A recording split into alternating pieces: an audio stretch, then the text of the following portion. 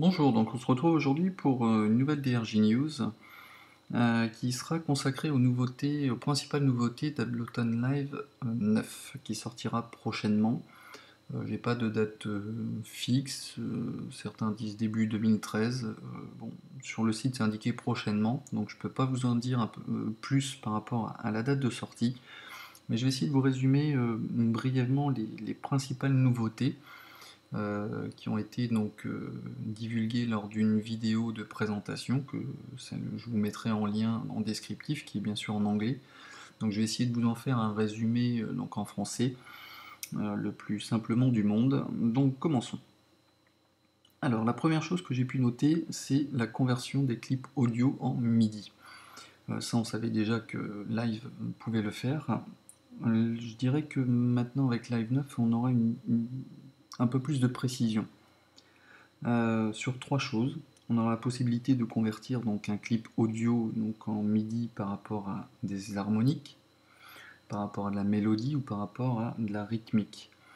Mettons que vous ayez un clip audio avec une séquence d'accords de piano. Live va facilement interpréter tout ça et vous recréer les accords de piano avec un instrument MIDI. Idem pour la mélodie, idem pour une partie rythmique, notamment pour ceux qui sont adeptes du beatboxing. Hein, je rappelle pour ceux qui ne savent pas, c'est ceux qui arrivent à faire des rythmiques avec leur voix, avec leur bouche, à recréer très rapidement un kick, une snare, un hi-hat. Et bien ça c'est assez extraordinaire, c'est que Live va interpréter ce clip audio de votre enregistrement de beatboxing et il va créer un drum kit directement adapté avec les instruments et recréer votre rythmique à l'identique par rapport à ce que vous avez chanté. C'est extraordinaire, donc c'est démontré dans la vidéo, hein, donc je vous invite à la consulter. En deuxième chose, je dirais qu'il y a le navigateur, on a un nouveau navigateur, le browser, qui sera plus rapide, avec des possibilités de recherche étendues par catégorie d'instruments par exemple. Et une grosse nouveauté, c'est que vous allez avoir la possibilité d'effectuer des previews sur le son. Avant de charger votre instrument directement dans la piste, vous aurez la possibilité de le préécouter, savoir ce que ça donne. Donc un peu comme on peut le faire à la volée sur Reason. Donc j'ai trouvé ça très très intéressant. Ensuite, on pourra découvrir l'intégration d'un nouveau module LFO, c'est-à-dire le Low Frequency Oscillator. Pareil, ceux qui sont utilisateurs de Reason, vous avez l'habitude de moduler, de modifier vos sons avec en utilisant un LFO connecté à un CV Gate pour vraiment moduler votre instrument. Et bien là, on pourrait le faire facilement, aussi bien sur un effet que sur un instrument. Aller ajouter un LFO et de le régler à notre convenance de façon à vraiment complètement changer votre son. Ce LFO fait partie donc, c'est un module qui a été créé via Max for Live. Donc vous aurez deviné que effectivement dans la version suite de Live 9, on aura Max for Live d'intégrer. Max for Live, ça veut dire un accès à une multitude de sons faits par des grands sound designers ou des artistes. Donc on aura accès à vraiment énormément de sons et aussi et surtout c'est que vous aurez la possibilité de les créer vous-même. Même s'il faut être un petit peu averti dans la création de sons, sachez qu'en gros tout ce qui compose Ableton Live, tout le moindre potard, le moindre oscillateur, et ben vous aurez la possibilité de créer vous-même vos sons et d'associer tous ces paramètres à votre convenance et ce de façon quasi illimitée. Alors donc autre nouveauté également concernant la capture d'automation que maintenant vous pourrez faire en temps réel directement depuis un clip en mode session, chose que vous ne pouvez pas faire précédemment. Là vous allez bouger directement vos potards hein, pour enregistrer une automation, donc vous pourrez le faire directement en mode session. Autre nouveauté également, et chose qui sera assez sympathique également, c'est que vous avez peut-être l'habitude de créer des automations plus ou moins en forme d'escalier au niveau de vos courbes, en fonction de la quantification choisie. Là, sachez que entre deux points, vous allez pouvoir, avec un clic gauche souris, monter ou descendre, c'est-à-dire faire une courbe parfaitement convexe ou concave, très lisse, hein, pour avoir vraiment comment dire, une précision et une amplitude vraiment régulière. chose qu'on ne pouvait pas faire précédemment. Autre nouveauté, c'est ce qu'on appelle le glue compresseur. Alors qu'est-ce que c'est? Donc c'est un compresseur modélisé depuis une console matérielle des années 80. Certains pensent que ça provient de la console SSL qu'on retrouve, hein, le même compresseur qu'on retrouve dans Reason. Bon, ceci dit, ça c'est à vérifier, mais bon, c'est intégré. Et surtout, c'est qu'on aura la possibilité également de voir à travers ce compresseur les transitoires directement inclus dans le compresseur, c'est-à-dire en temps réel au fur et à mesure de la lecture du clip audio. Ça exclut du coup toute utilisation de VST ou audio unit externe qui permettent justement de, de visualiser ces transientes. Donc ça sera intégré. Également pour le compresseur normal, vraiment la grande nouveauté c'est qu'effectivement on va pouvoir contrôler avec le dry wet l'intensité hein, de ce compresseur, on va pouvoir voir l'impact que ça fera directement sur l'analyse spectrale et sur les transients directement dans l'affichage même du compresseur. Donc ça c'est vraiment une nouveauté. Autre grosse nouveauté également, c'est la reverb à convolution. Alors, qu'est-ce qu'on entend par reverb à convolution? Je sais que c'était de mémoire, je pense que ça doit exister. Malheureusement, j'ai pas Logic Pro, mais je crois qu'il existe sur Logic Pro.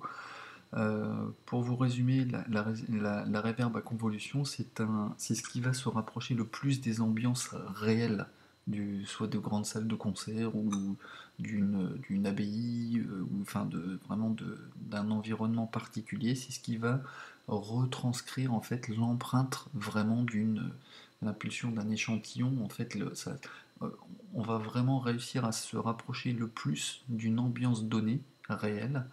euh, Là dans votre machine. Hein, c'est ce qui se rapproche le plus de la réalité.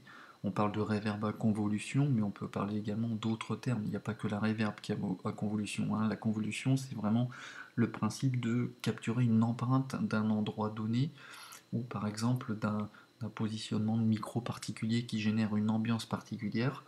Si on arrive à retranscrire ça, voilà, après ce sont des formules mathématiques très complexes, mais c'est voilà, ce principe, ce concept de convolution, entendez par là de façon simple, c'est qu'on va se rapprocher le plus de la réalité pour obtenir vraiment un son digne des plus grandes salles de concert ou des plus grands environnements propices à une qualité sonore optimum.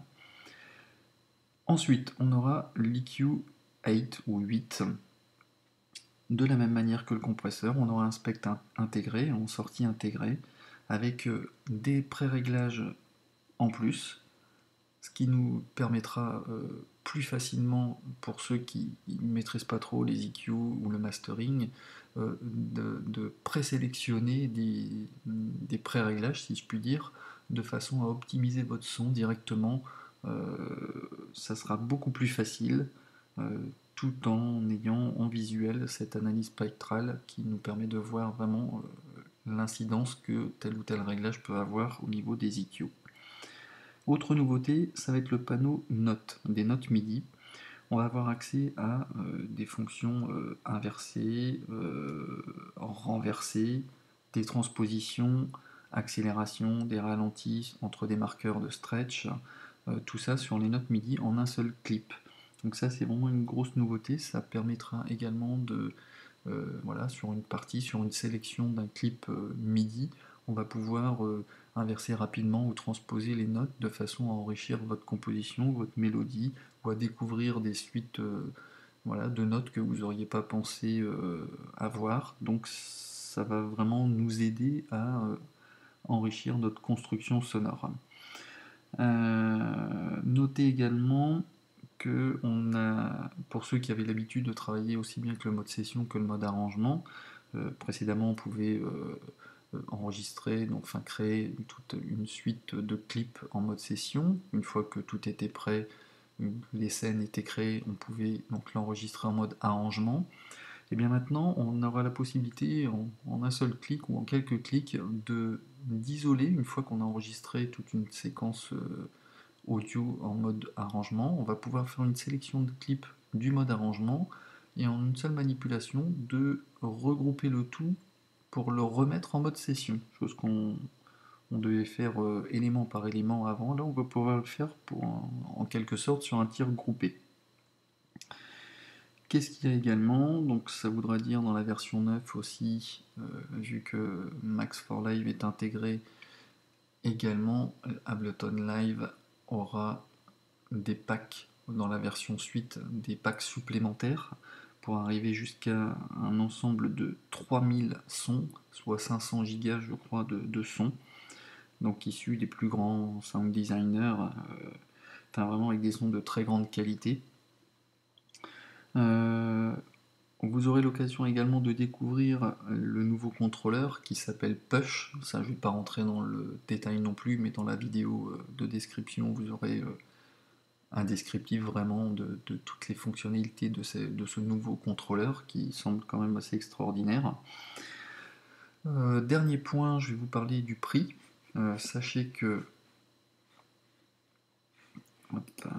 vous avez la possibilité d'acquérir en ce moment la suite, en fait, soit le live intro, le live 8 ou suite, avec une réduction de 25%, ce qui nous fait donc un tarif par exemple pour la version suite à 412 € en téléchargement ou 524 en version CD, avec possibilité de mise à jour gratuite vers Live 9.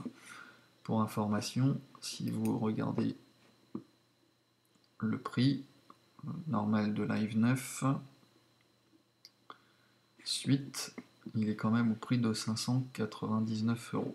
Donc voilà, ça vous fait faire une économie. Donc sachez que si dès aujourd'hui, même Live n'est pas encore sorti, Live 9 n'est pas encore sorti, en achetant la version 8 actuellement, vous bénéficierez de la mise à jour vers la version 9 gratuitement. Voilà, donc c'en est tout pour cette news. Donc n'hésitez pas à échanger vos impressions dans les commentaires. Et je vous dis donc à bientôt pour un nouveau tuto. Allez, ciao!